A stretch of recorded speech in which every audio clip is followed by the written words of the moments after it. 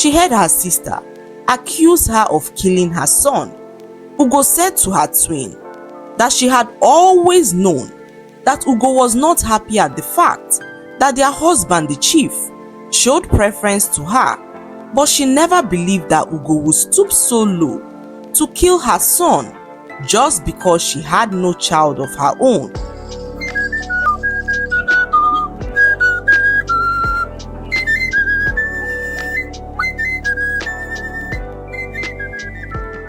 Once upon a time, in a very small village, lived identical twin sisters named Udo and Ugo. Udo and Ugo were inseparable from birth, as they not only dressed alike, but also lived similar lives. They went everywhere together and were never apart, making it difficult to make friends in the village. All the young girls in the village who tried to make friends with the twins ended up despising them because of how they treated others. Ugo and Udo never realized the importance of kindness and empathy, as they were blinded by their own bond. One hot afternoon, they returned from the stream and met their father all smiles.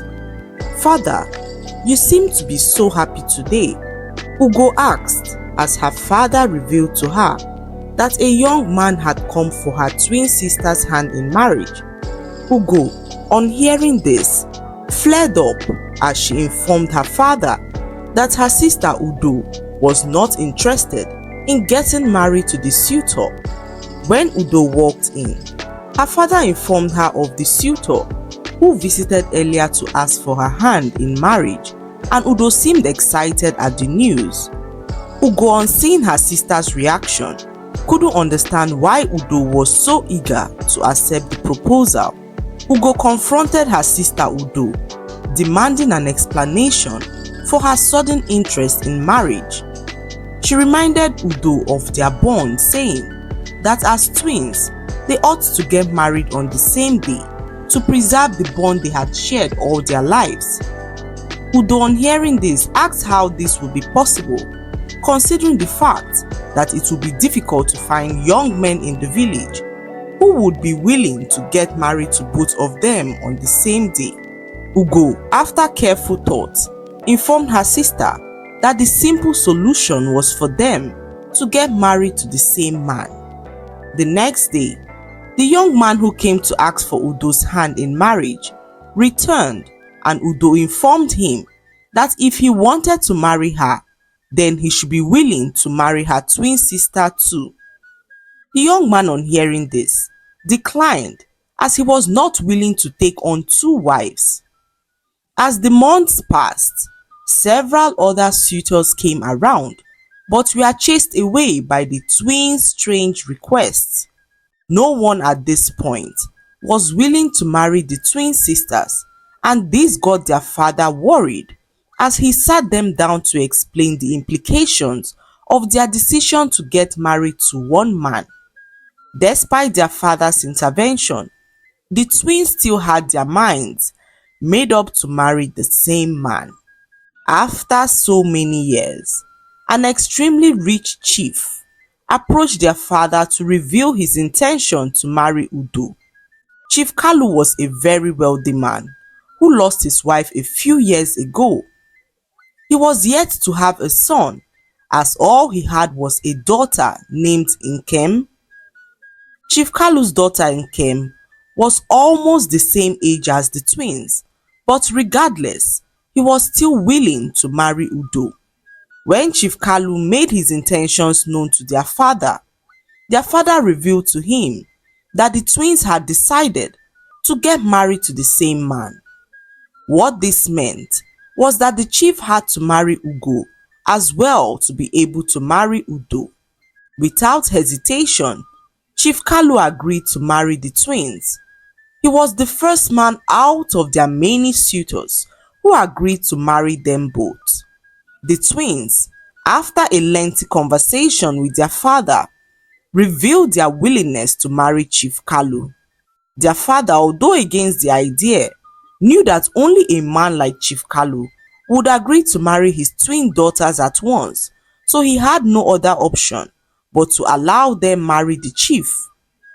Not long afterwards, the marriage ceremony was conducted and the twins moved in with their husband. The chief's daughter Nkem never liked the twins and showed it at every given opportunity. One day, she accused the twins of stealing her valuable necklace given to her by her late mother. After hours of searching, the necklace was found under one of the twins' bed.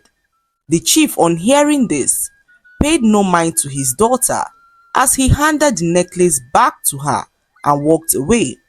This infuriated his daughter, who returned to her room furious. Chief Kalu, as the months went by, began to give so much attention to Udo, who he referred to as his favorite. This made her sister jealous, as she could no longer stand the idea that the chief preferred her twin sister to herself. The jealousy within the household grew, creating tension and a strained atmosphere between the sisters. Ugo decided to express her feelings to Chief, hoping for a resolution, but the chief laughed it off, saying that Ugo should accept the fact that her twin sister was his favorite, as there is nothing wrong in having a favorite. The chief's daughter Nkem began to mock Ugo, calling her all sorts of condescending names, as she knew that her father never loved her. She would always tell Ugo to stop wasting her time, as her father would never love her as much as he loved her twin sister Udo. As the days went by, Ugo began to feel resentment for her twin sister, who was getting so much attention from the chief in comparison to herself. One morning, Udo approached her sister Ugo to inform her that she was pregnant. Instead of feeling excited, Ugo felt a pang of jealousy as she never saw it coming. She had always envisioned them getting pregnant at the same time, hence the reason why she wanted them to get married to the same man. Ugo's jealousy intensified as she struggled to contain her negative emotions. She began to stay away from her sister, and the distance between them grew as the days went by. This carried on for months, and Ugo began to regret her decision to marry the same man with her sister. A few months later, Udo gave birth to a bouncing baby boy. Her sister Ugo, although jealous, stayed by her side to look after the baby. One morning, Udo walked into her room and noticed that her son was no longer breathing. Her sister Ugo had just bathed the baby that morning, and Udo wondered what could have happened. She screamed at the top of her voice as everyone gathered to know what could be happening. As Ugo approached her sister to find out why she was screaming, she heard her sister accuse her of killing her son. Ugo said to her twin that she had always known that Ugo was not happy at the fact that their husband, the chief, showed preference to her, but she never believed that Ugo would stoop so low to kill her son just because she had no child of her own. Udo, with tears in her eyes, told her husband to send her sister away as she didn't feel safe with her twin sister any longer. Without thinking twice, the chief sent Ugo packing as he warned her never to come close to his house again. Ugo, devastated by the accusations, left the chief's compound with a heavy heart. The villagers who witnessed the commotion were shocked by the tragic turn of events. As Ugo wandered through the village, she carried the weight of guilt and sorrow.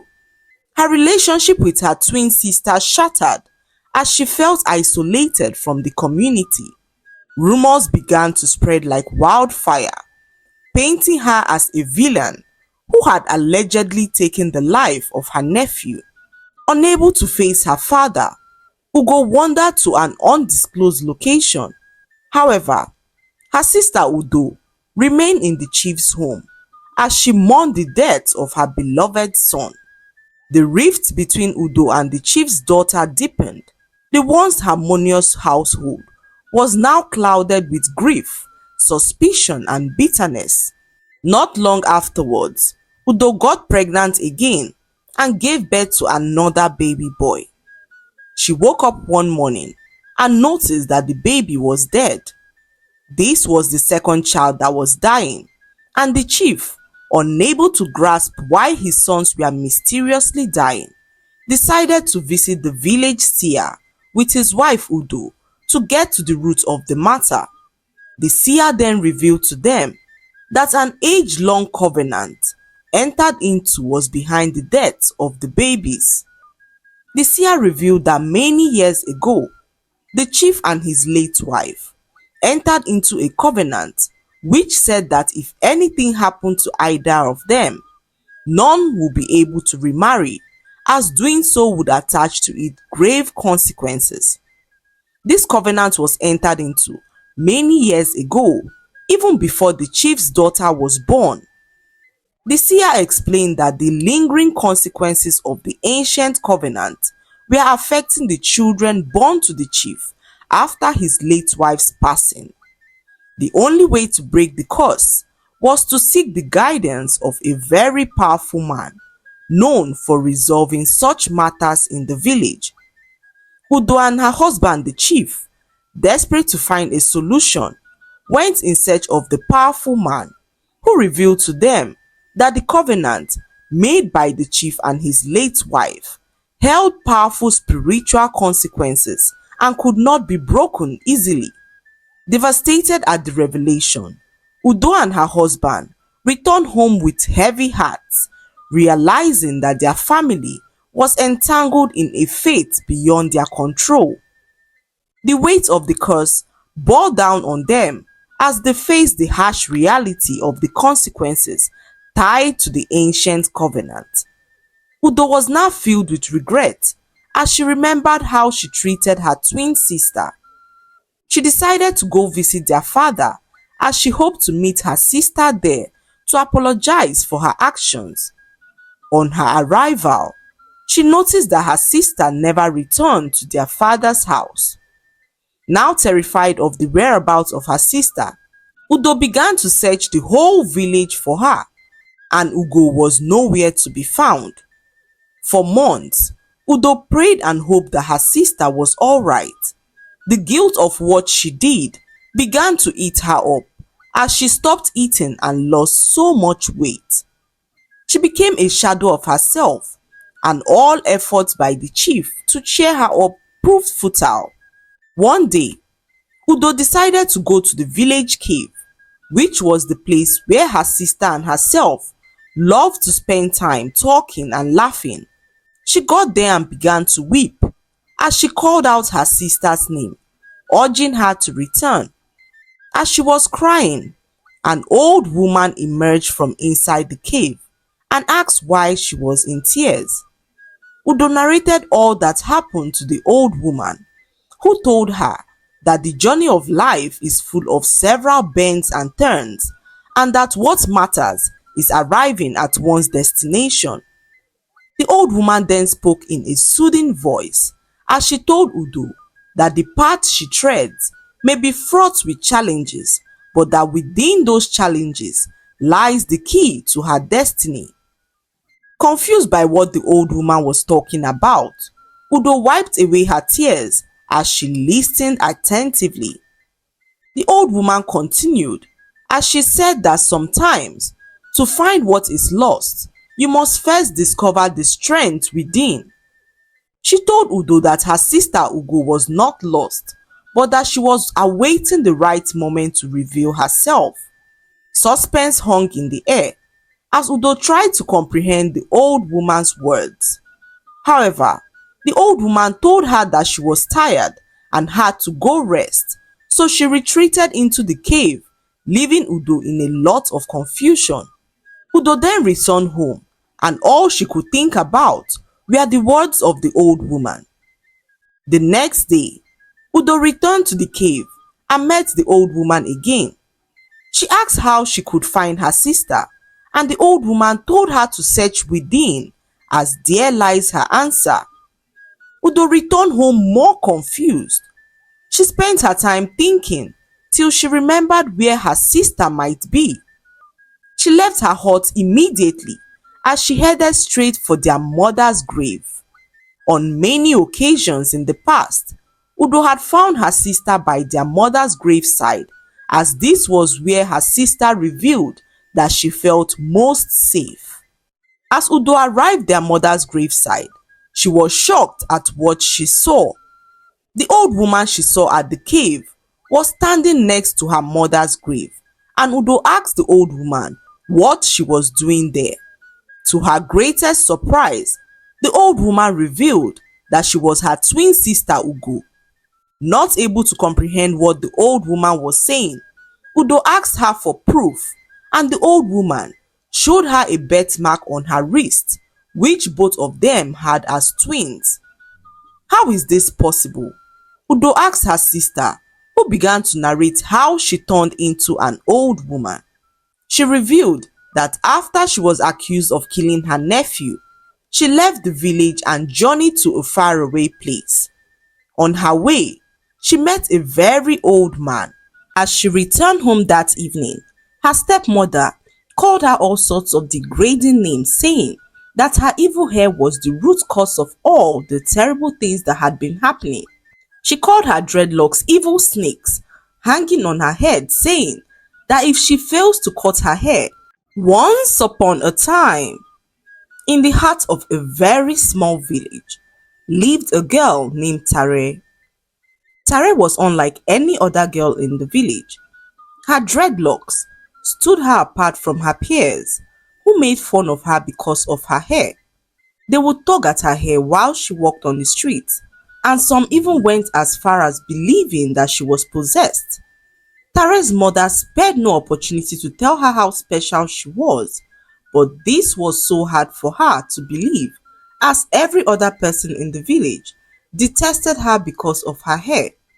One day, Tare was fetching some water from the village stream when a boy named Ebitimi arrived the stream with his friends. Ebitimi was the son of a very wealthy man in the village who was well known and respected. He approached Tare and requested that she gives him some water from her clay pot. His friends laughed as they waited to see Tare's reaction. Without saying any word, Tare dipped a small calabash into her clay pot and offered it to Ebitimi, who was shocked at her calm demeanor. As Ebitimi drank from the calabash, he found himself staring at Tare's dreadlocks, and his friends wondered what had come over him. He handed the calabash back to her as he thanked her for being so kind. All his friends opened their mouths in shock, as this was so unusual of Ebitimi, who was always arrogant and rude. They laughed at him as they teased him for drinking from a cursed girl's water pot, but Ebitimi paid no mind to them, as he could not shake off the feeling that there was more to her than meets the eye. As the days passed, Tare's encounter with Ebitimi became the subject of gossip in the village, especially as Ebitimi became terribly ill. Many believed that Ebitimi had been bewitched by the girl with the strange hair, whilst others speculated that the curse which followed Tare had transferred into Ebitimi, making him sick. His rich father did everything within his power to restore his son's health, but as the days went by, Ebitimi's sickness grew worse. Tare felt so terrible, as everyone believed that she was the cause of his sickness. Their accusing eyes pierced through her skin as she walked the streets of the village, and Tare in that moment knew that she had to do something about all that was happening. As she returned home that evening, her stepmother called her all sorts of degrading names, saying that her evil hair was the root cause of all the terrible things that had been happening. She called her dreadlocks evil snakes hanging on her head, saying that if she fails to cut her hair, evil will continue to be unleashed. Tare felt so terrible to hear this, as she returned into her hut and began to cry. She took a sharp blade and was about cutting her hair when her mother entered into her hut and stopped her. Tare wept uncontrollably as she asked her mother if she was cursed, and her mother told her that her hair was a blessing and that she should not listen to all that the people were saying because she was perfect with her dreadlocks. Night came and Tare could not sleep. She was so worried about the rich man's son Ebitimi as she wondered if she had a hand in his sickness. Tare began to whistle her favorite song, hoping to fall asleep, when she heard a strange sound outside her door. It was late in the night and Tare was extremely afraid. She decided to check what it was and was confronted by the sight of a frail old woman sitting under the tree close to her hut. "You called for me," the old woman said as goosebumps filled Tare's entire body. "What worries you, precious one?" the old woman asked, and Tare, stammering out of fear, told the old woman all that had been happening. The old woman listened intently as she spoke. She told Tare that people fear what they cannot understand and that her dreadlocks was not a curse but a gift to the entire village. Tare looked at the old woman in confusion as she asked what she meant by a gift, but before she could finish asking the question, the old woman disappeared into the night. Tare returned to her hut, unable to sleep, as she thought about all the old woman had said. She woke up the next morning to a loud noise in front of her hut and realized that a group of villagers had come to take her away. They all believed that Tare was cursed and had to be banished out of their village. Tare's mother did all she could to stop them from taking her daughter away, but all her efforts proved futile, so she decided to leave the village with her daughter. Tare and her mother had nowhere to go, so they wandered from one village to the other. The people had never seen one with such a hair before, and this terrified them as they wondered if Tare's hair were snakes. No one let them settle in their village, so for days, Tare and her mother slept in the dark forest as the mosquitoes feasted on their delicate bodies. However, despite the fear and rejection that they faced, Tare's mother never for once faltered in her belief that her daughter's hair was a blessing. She reminded Tare of her ancestry, of warriors and healers who had carried the same dreadlocks through the ages. "Your hair is a symbol of strength," her mother said, "and one day it will show its true power to all." Tare clung onto her mother's words but couldn't take her mind off the possibility that the villagers might have been right. So Tare, whilst her mother slept one night, snuck out of the forest away from her sleeping mother. It was not an easy decision for Tare, who could not stand the sight of her mother suffering for her sake. She hoped that her absence would force her mother to return back to their village, back to her comfort, as she could not stand by and watch her suffer. Tare wandered from one village to the other, hoping to find someone who would accept her for who she was. She faced so many rejections on the way, as people called her a witch and a sorceress, but Tare did not give up as she kept on going. One night, as Tare lay to sleep in the forest, she saw a strange figure in the distance.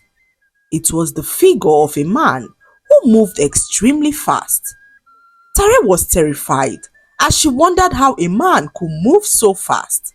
Filled with terror, Tare tried to run away when the strange-looking man grabbed her by her hair, and Tare noticed a bright glow that emanated from her dreadlocks. Tare watched as the strange-looking man transformed into a very handsome man. She was so amazed as she could not believe what had just happened. The young man thanked Tare for saving him and asked what she was doing alone in the forest.